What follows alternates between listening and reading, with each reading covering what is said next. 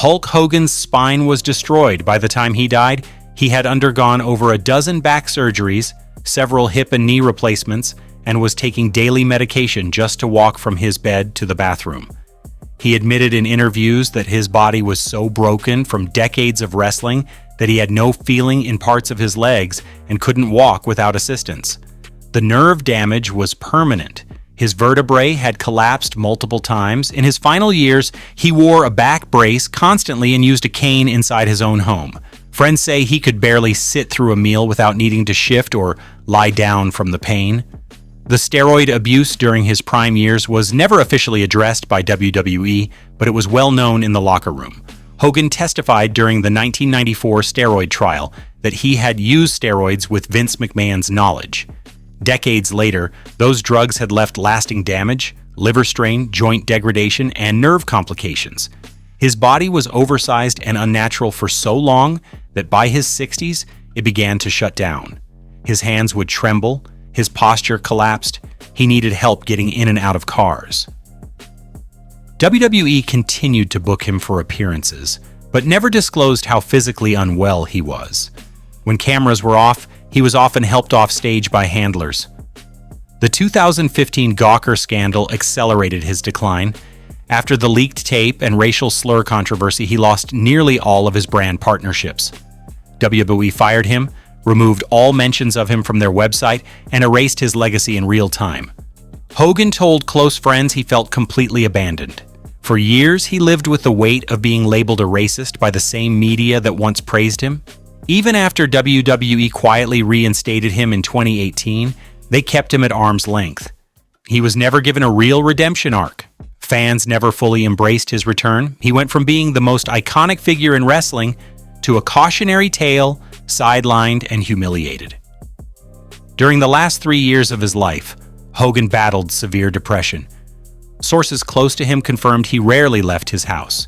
He would sit for hours watching old wrestling tapes, sometimes rewatching his own matches over and over. He said wrestling was the only thing he was ever good at. His children visited less frequently. He felt forgotten. When fans did spot him in public, he looked drastically different. Thinner, hunched, pale.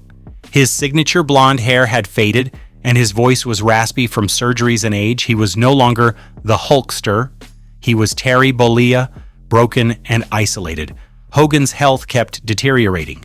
In his final months, close friends revealed that he had stopped responding to most texts and calls. Even former wrestlers who had toured with him said they were worried about how quickly his condition was worsening. His immune system was compromised, and minor infections became major issues. One hospitalization turned into weeks of bed rest. He stopped showing up for public signings. Rumors started to circulate, but WWE made no comment. They wanted to protect the brand, not the man. Behind the scenes, Hogan's finances were also suffering. After years of lawsuits, divorces, and reckless spending, his fortune had dried up.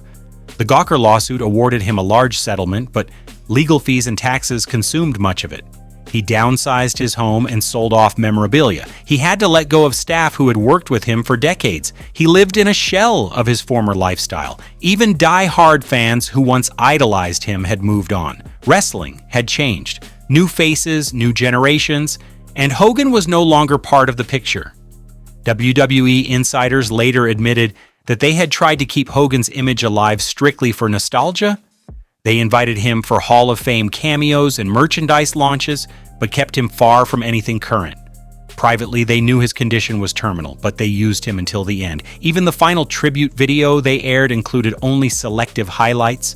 Nothing about the controversies, nothing about the pain, just the roar, the flexing, the Hulkamania chants, as if the last 20 years hadn't happened. After Hogan's death, several former wrestlers spoke out. They said Hogan had warned them, that he knew his body was shutting down, that he felt used. Many wrestlers called it a cautionary tale, the physical toll, the mental toll, the way the business eats you alive and then moves on. One wrestler said, he gave WWE his body and his soul, and they gave him a highlight reel in silence. Fans were divided. Some mourned deeply. Others brought up the racist remarks. The internet erupted with debates. Was he a legend or a disgrace? WWE released a sanitized statement. They called him an icon. They avoided the word controversial. They kept the merch store open. T-shirts still sold. Hogan's funeral was private. Very few WWE names attended. No cameras, no grand send-off, just a quiet goodbye. Some say that's what he wanted. Others say it was a reflection of how far he had fallen. The man who once slammed Andre the Giant in front of 93,000 people was buried with barely a whisper. Later, an anonymous WWE staffer leaked that Hogan had recorded a final message. It was never released. WWE reportedly owns the rights to it. Some believe they'll use it later, maybe in a documentary, maybe to sell one last DVD. In wrestling, nothing ends clean. Even death is content. The truth is, Hulk Hogan didn't just die from physical damage. He died from the weight of being Hulk Hogan.